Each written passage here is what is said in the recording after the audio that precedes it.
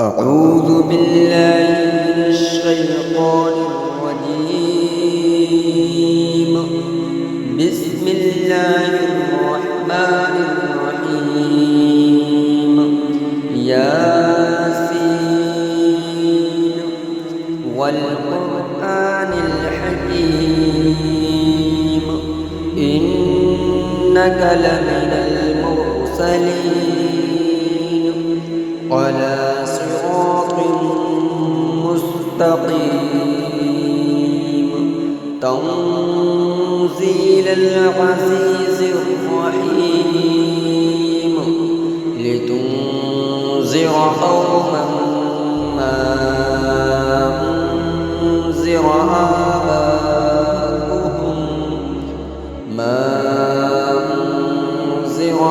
آباؤهم فهم غافلون. لقد حق القول على أكثرهم فهم لا يؤمنون.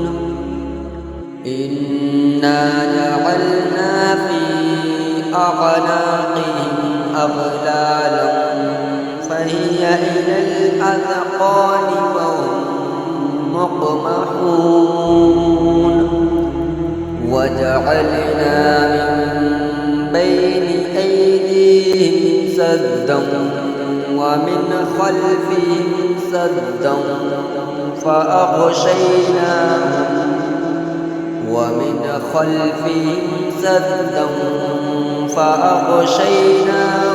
فهم لا يبصرون. وسواء عليهم أأنذرتهم أم لم تنذرهم لا يؤمنون. إنما تنذر من اتبع الذكر وخشي الرحمن بالغيب فبشره بمغفرة وأجر كريم. إنا نحن نحيي الموتى ونكتب ما قدموا وآثارهم وكل شيء أحصيناه في إمام مبين. واضرب لهم مثلا أصحاب القرية إذ جاءها المرسلون إذ أرسلنا إليهم اثنين فكذبوهما فعززنا بثالث فقالوا إنا إليكم مرسلون. قالوا ما أنتم إلا بشر مثلنا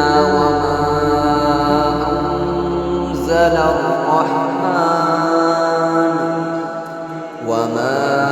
أنزل الرحمن من شيء إن أنتم إلا تكذبون. قالوا ربنا يعلم إنا إليكم لمرسلون وما علينا إلا البلاغ المبين. قالوا إنا تطيرنا بكم لئن لم تنتهوا لنرجمنكم وليمسنكم منا عذاب أليم. قالوا طائركم معكم أئن ذكرتم بل أنتم قوم مسرفون. وجاء من أقصى المدينة رجل يسعى قال يا قوم اتبعوا أتبع المرسلين اتبعوا من لا يسألكم أجرا وهم مهتدون وما لي لا أعبد الذي فطرني وإليه ترجعون أأتخذ من دونه آلهة إن يردني الرحمن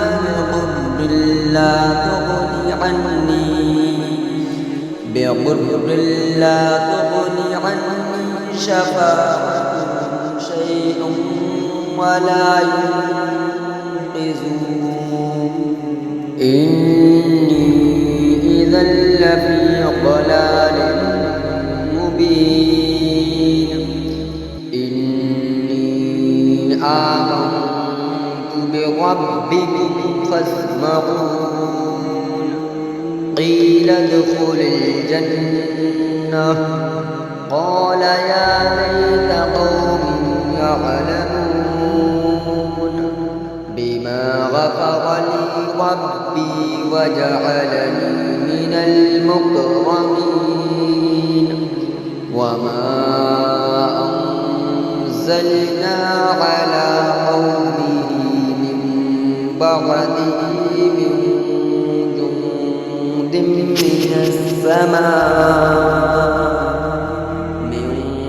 جند من السماء وما كنا منزلين إن كانت إلا صيحة واحدة فإذا هم خامدون يا حسرة على العباد ما يأتيهم من رسول إلا كانوا به يستهزئون ألم يروا كم أهلكنا قبلهم من القرون أنهم إليهم لا يرجعون وإن كل لما جميع لدينا محضرون وآية لهم الأرض الميتة أحييناها وأخرجنا منها حبا فمنه يأكلون وجعلنا فيها جنات من نخيل وأعناب وفجرنا فيها من العيون ليأكلوا من ثمره وما عملته أيديهم أفلا يشكرون سبحان الذي خلق الأزواج كلها مما تنبت الأرض ومن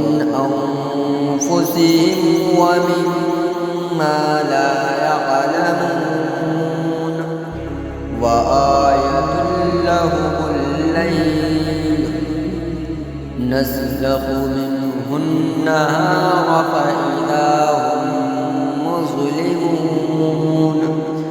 والشمس تجري لمستقر لها ذلك تقدير العزيز العليم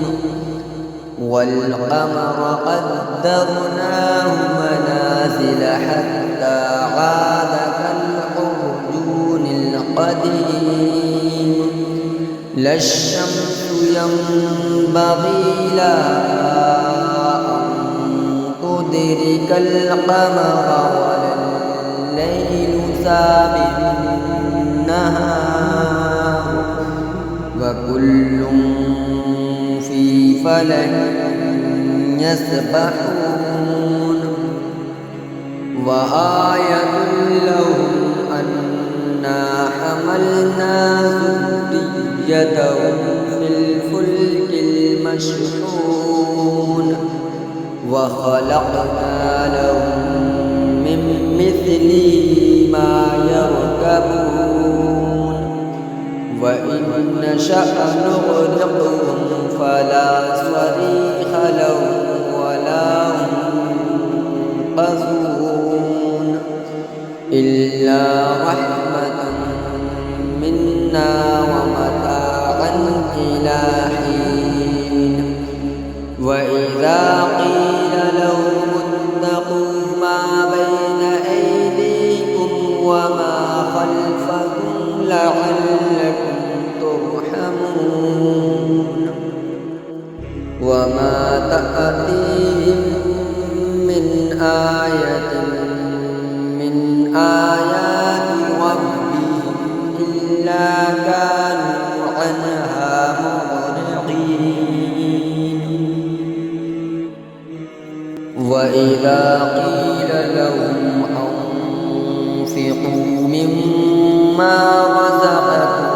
الله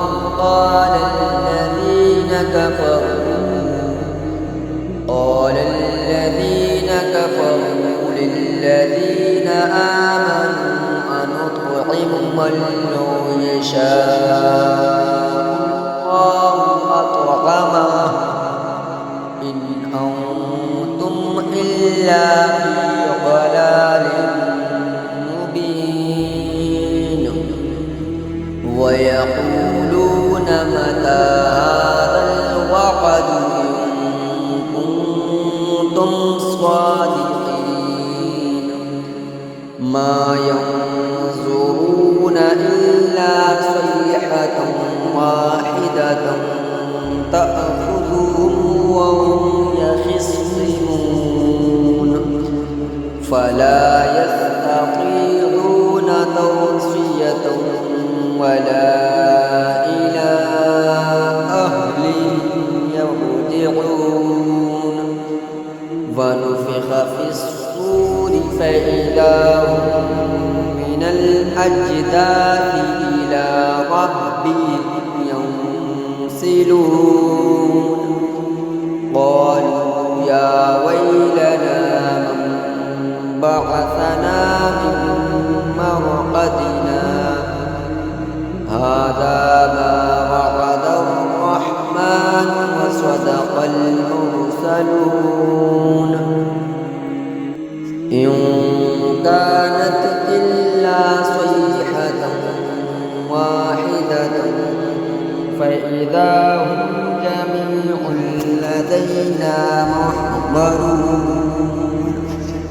فاليوم لا تظلم نفس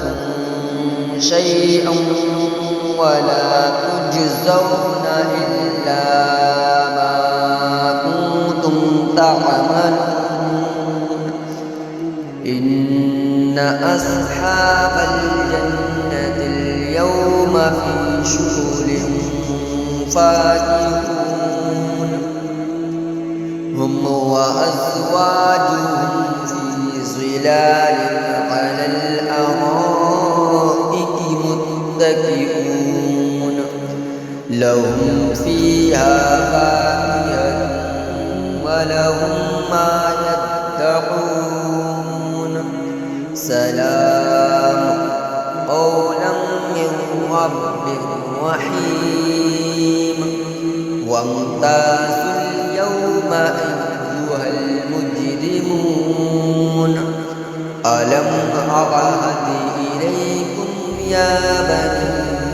آدم ألا تعبدوا الشيطان إنه لكم عدو مبين وأن اعبدوني هذا صراط مستقيم ولقد أضل منكم جبلا كثيرا أفلم تكونوا تعقلون هذه جهنم توعدون اصلوها اليوم بما كنتم تكفرون اليوم نختم على أفواههم وتكلمنا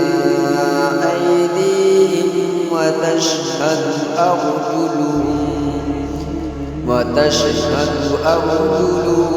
بما كانوا يكسبون ولو نشاء لطمسنا على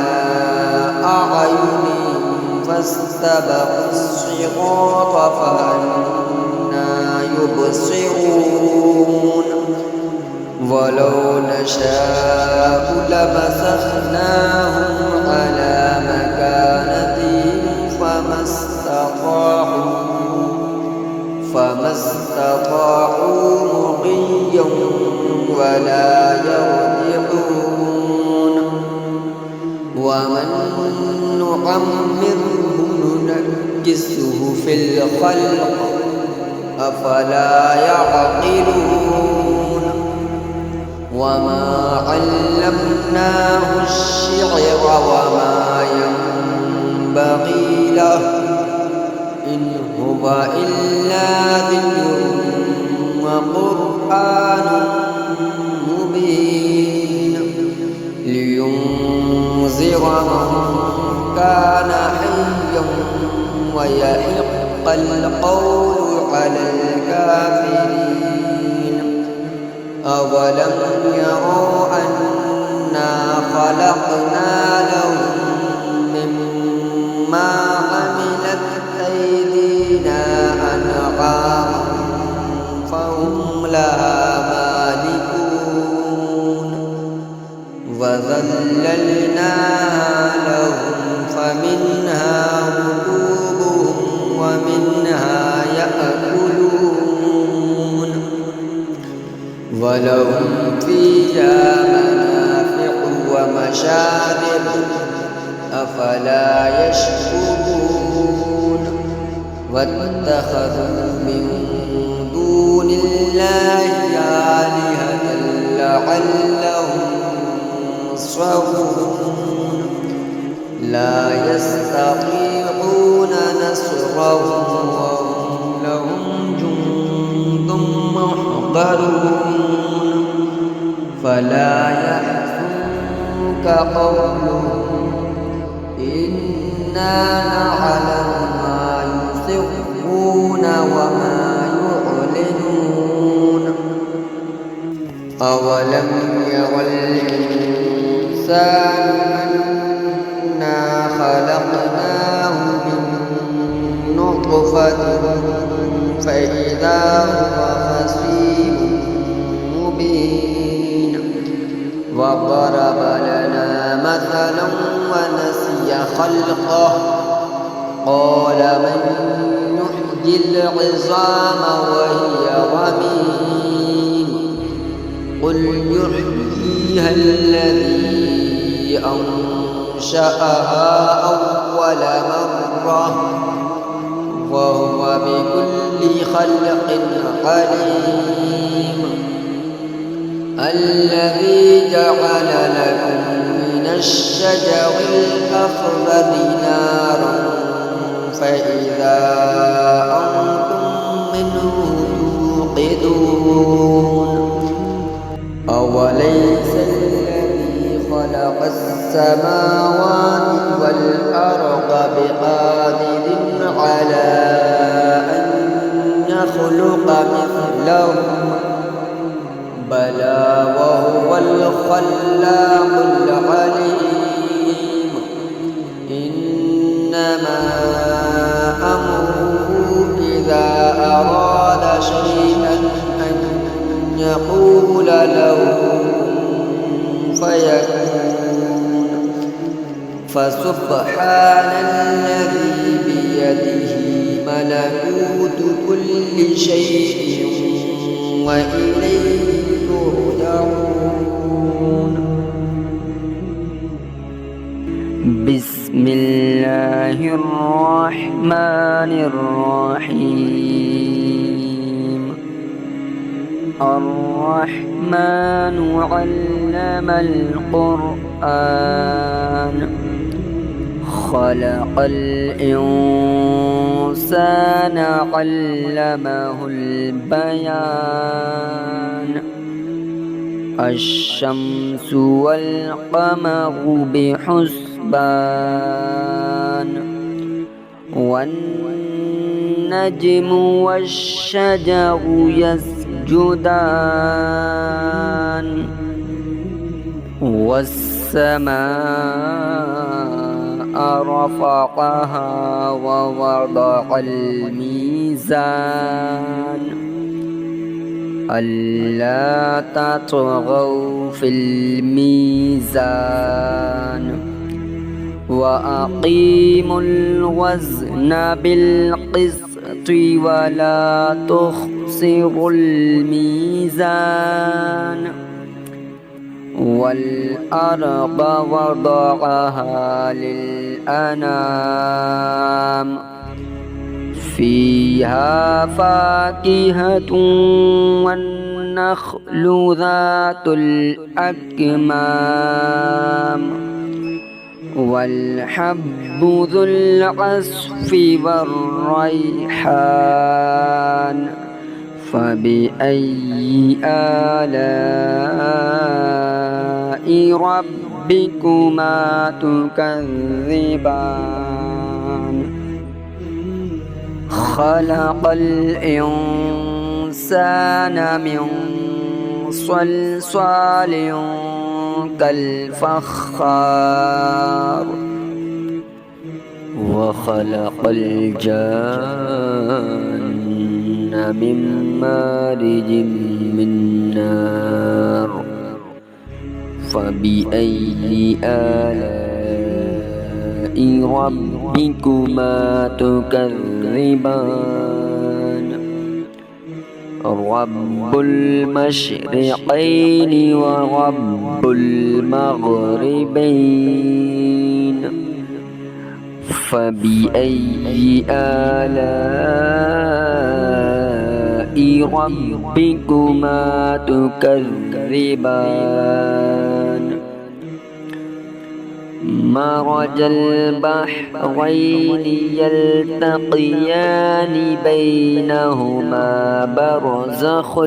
لا يبغيان. فبأي آلاء ربكما تكذبان؟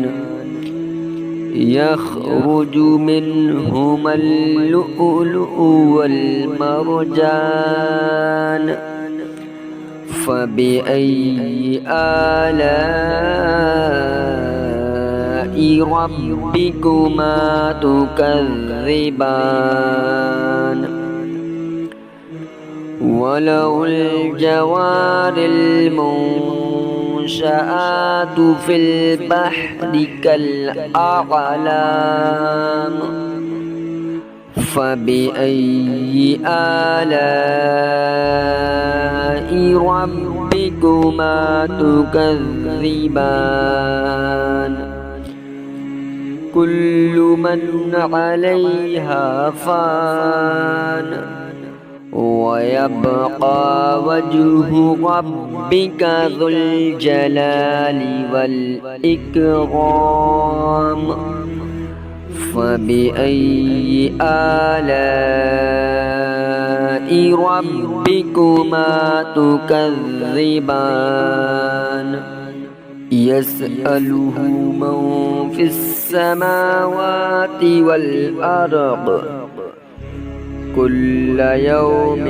هو في شأن. فبأي آلاء ربكما تكذبان؟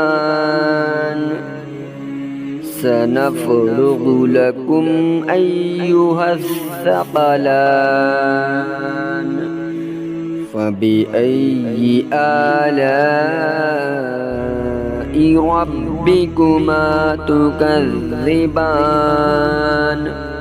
يا معشر الجن والإنس إن استطعتم أن تنفذوا من أقطار السماوات والأرض فانفذوا لا تنفذون إلا بسلطان فبأي آلاء ربكما تكذبان يرسل عليكما شواظ من نار ونحاس فلا تنتصران فبأي آلاء ربكما تكذبان فإذا انشقت السماء فكانت وردة كالدهان فبأي آلاء ربكما تكذبان فيومئذ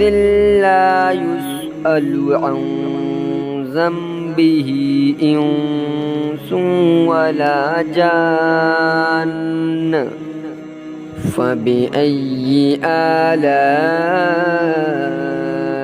ربكما تكذبان يعرف المجرمون بسيماهم فيؤخذ بالنواصي والأقدام فبأي آلاء ربكما تكذبان هذه جهنم التي يكذب بها المجرمون يطوفون بينها وبين حميم آن فبأي آلاء ربكما تكذبان ولمن خاف مقام ربه جنتان فبأي آلاء ربكما تكذبان ذواتا أفنان فبأي آلاء ربكما تكذبان فيهما عينان تجريان فبأي آلاء ربكما تكذبان فيهما من كل فاكهة زوجان فبأي آلاء ربكما تكذبان متكئين على فرش بطائنها من استبرق وجنى الجنتين دان فبأي آلاء ربكما تكذبان فيهن قاصرات الطرف لم يطمثهن إنس قبلهم ولا جان فبأي آلاء ربكما ربكما تكذبان كأنهن الياقوت والمرجان فبأي آلاء ربكما تكذبان هل جزاء الإحسان إلا الإحسان فبأي آلاء ربكما تكذبان ومن دونهما جنتان فبأي آلاء ربكما تكذبان مدهامتان فبأي آلاء ربكما تكذبان فيهما عينان نضختان فبأي آلاء ربكما تكذبان فيهما فاكهة ونخل ورمان فبأي آلاء ربكما تكذبان فيهن خيرات حسان فبأي آلاء ربكما تكذبان حور مقصورات في الخيام فبأي آلاء ربكما تكذبان لم يطمثهن إنس قبلهم ولا جان فبأي آلاء ربكما تكذبان متكئين على رفرف خضر وعبقري حسان فبأي آلاء ربكما تكذبان تبارك اسم ربك ذي الجلال والإكرام بسم الله الرحمن الرحيم تبارك الذي بيده الملك وهو على كل شيء قدير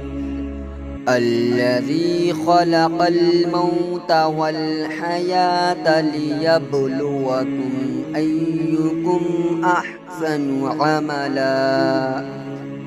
وهو العزيز الغفور الذي خلق 7 سماوات طباقا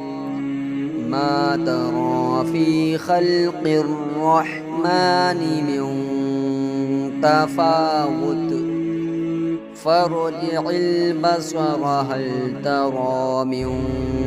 فطور ثم ارجع البصر كرتين ينقلب إليك البصر خاسئا وهو حسير ولقد زينا السماء الدنيا الدنيا بمصابيح وجعلناها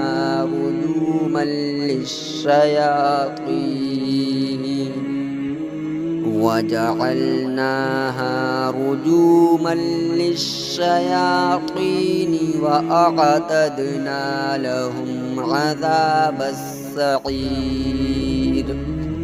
وللذين كفروا بربهم عذاب جهنم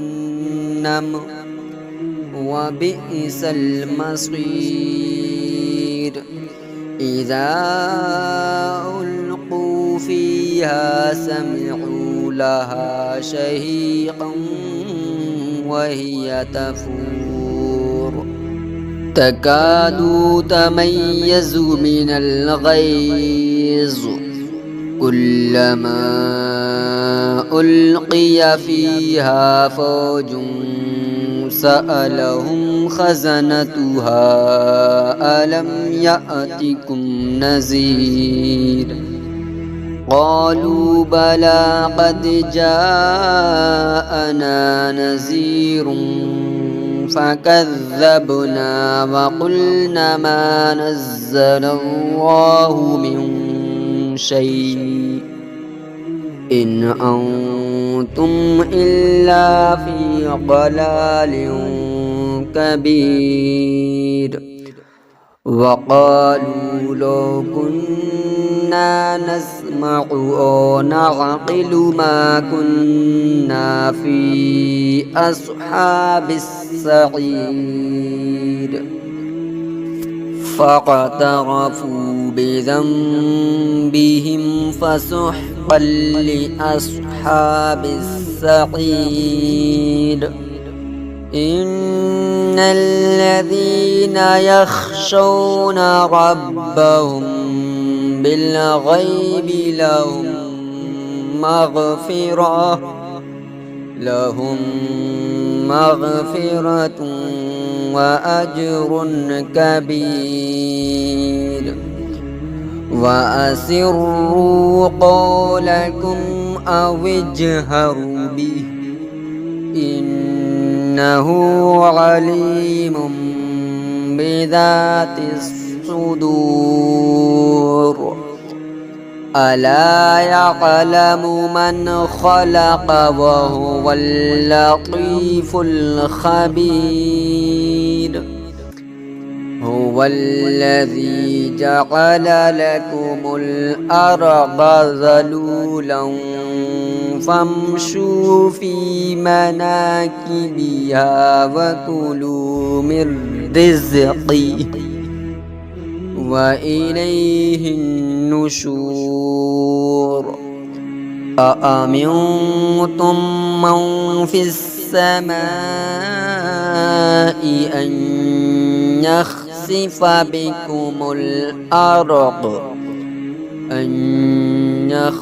بكم الأرض فإذا هي تمور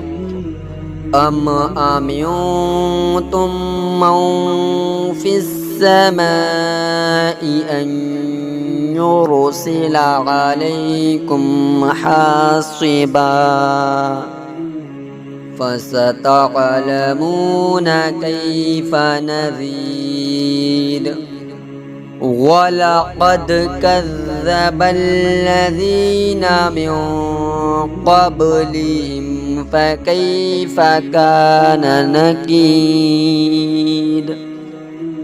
أولم يروا إلى الطير فوقهم صافات ويقبضن ما يمسكهن إلا الرحمن إنه بكل شيء بصير أمن هذا الذي هو جند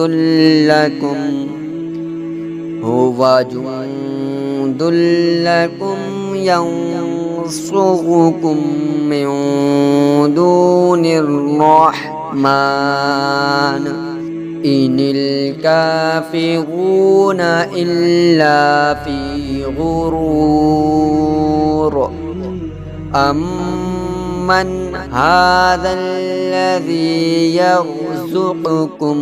إن أمسك رزقه بل لجوا في عتو ونفور أفمن يمشي مكبا على وجهه أهدى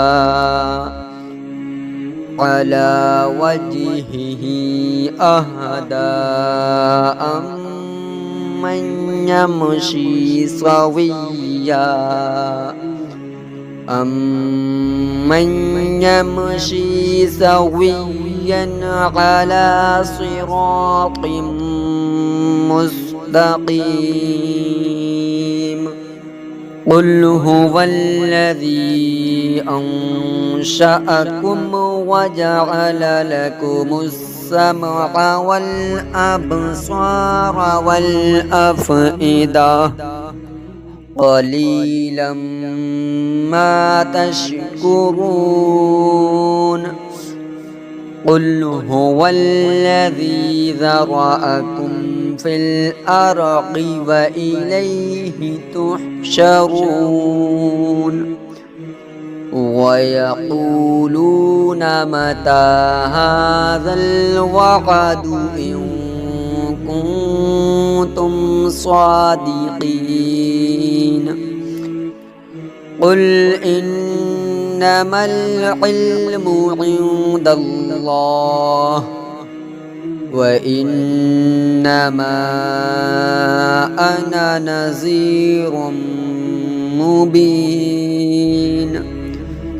فلما رأوه زلفة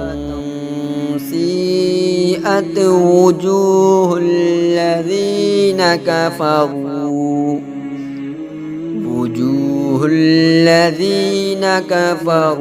وقيل هذا الذي كنتم به تدعون قل أرأيتم إن أهلكني الله ومن معي أو رحمنا فمن يجير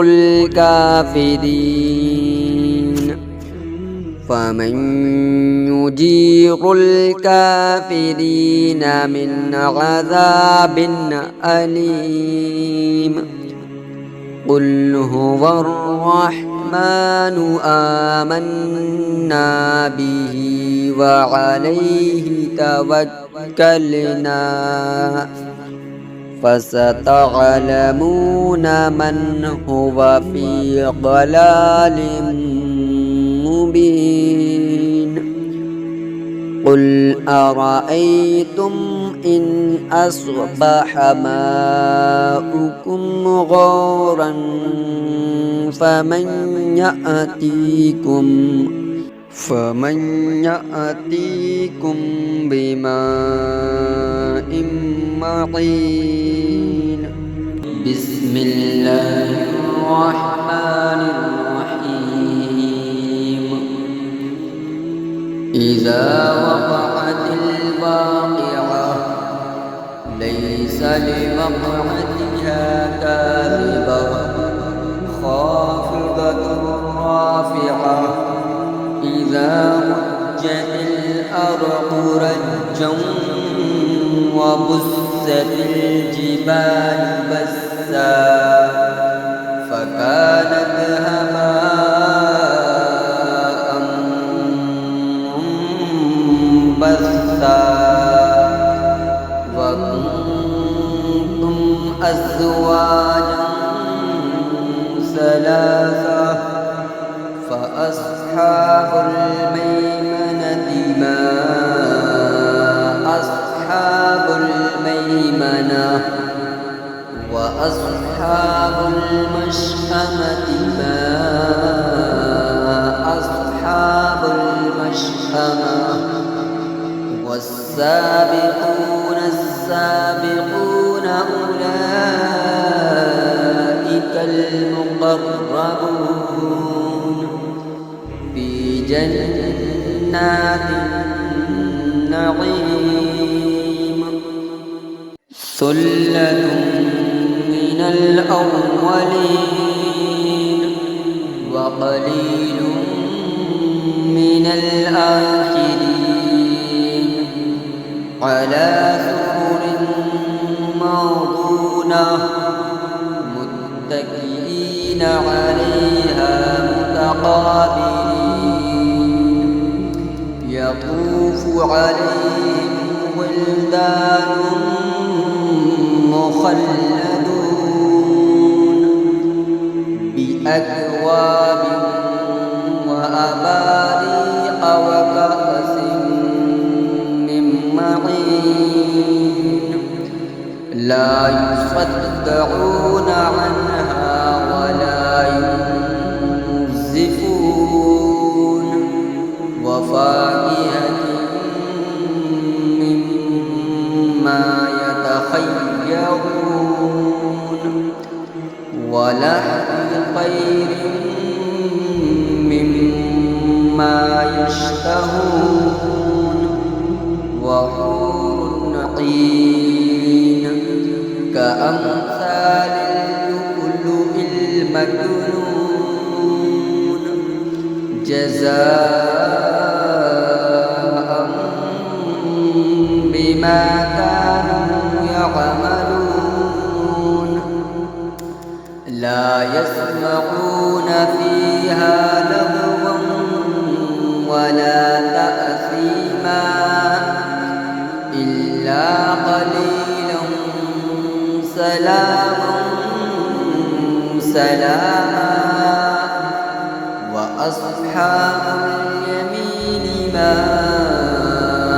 أصحاب اليمين في سدر مخضود وطلح منضود وظل ممدود وماء مسكوب وفاكهة كثيرة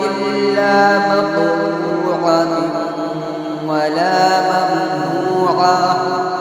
وفرش مرفوعة إنا أنشأناهن إنشاء فجعلناهن أبكارا عربا أترابا لأصحاب اليمين ثلة من الأولين وثلة من الآخرين وأصحاب الشمال ما أصحاب الشمال في سموم وحميم وظل من يحموم لا بارد ولا كريم إنهم كانوا قبل ذلك مترفين وكانوا يصرون على الحنث العظيم وكانوا يقولون أئذا متنا وكنا ترابا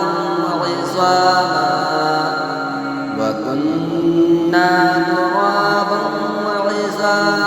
أئنا لمبعوثون أوآباؤنا الأولون قل إن الأولين والآخرين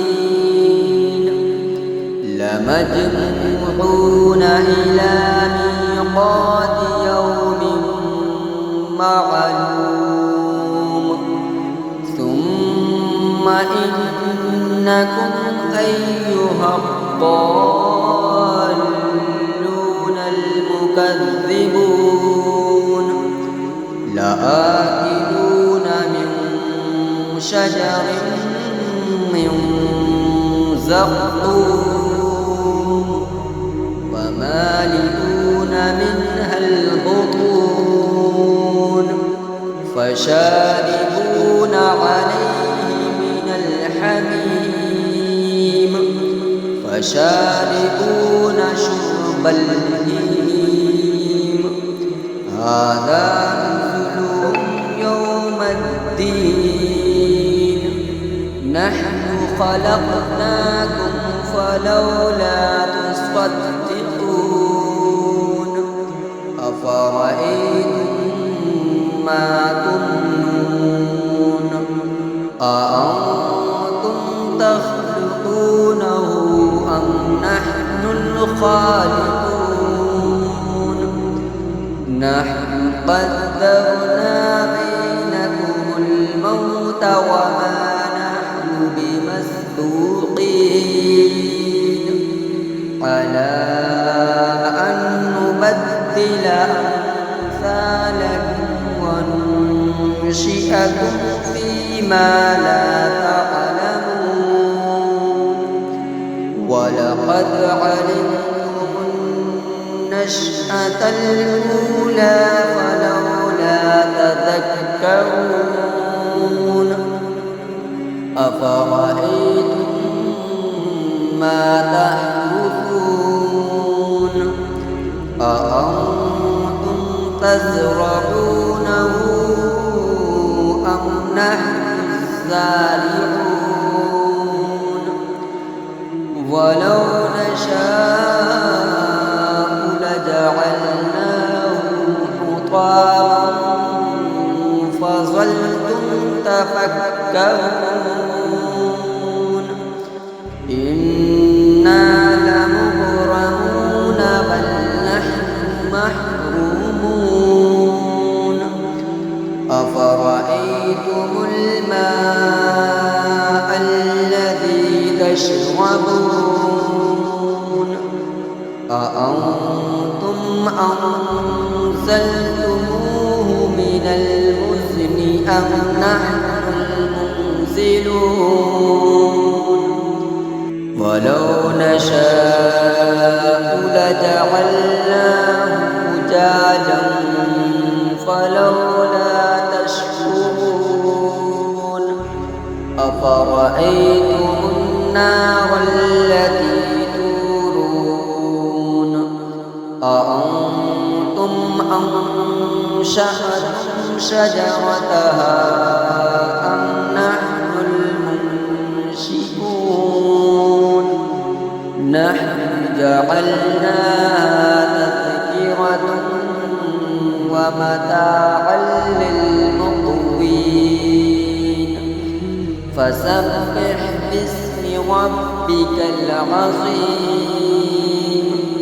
فلا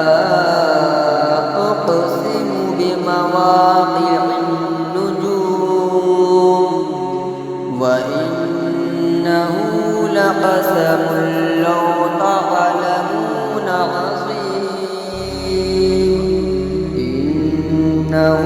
لقرآن كريم في كتاب مكنون لا يمسه إلا المطهرون تنزيل من رب العالمين